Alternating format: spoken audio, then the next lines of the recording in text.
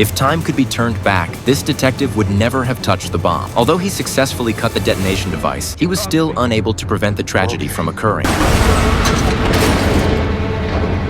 It was that fall that caused severe damage to Lincoln's occipital region and spinal nerves. This forensic criminologist with an IQ of 200 was forced to spend the rest of his life bedridden. After humiliating Lincoln, the killer brutally murdered the hostage in front of him. Over the next 3 years, the killer vanished without a trace, like a ghost. Until that day, another body was discovered on the subway tracks. The section of the platform that Leah was responsible for was usually safe, with even thefts being rare. However, to investigate further, she followed the direction of the man's finger and entered the tunnel. There, she indeed found a man with a gruesome death, and more bizarrely, there were 2 piles of unknown powder on the tracks beneath the body. Although Leah was a bit confused by the situation, she knew that if a train were to pass through here, all the clues related to the case would be destroyed. In a panic, she pulled out her flashlight and frantically signaled to the oncoming train, firing several warning shots.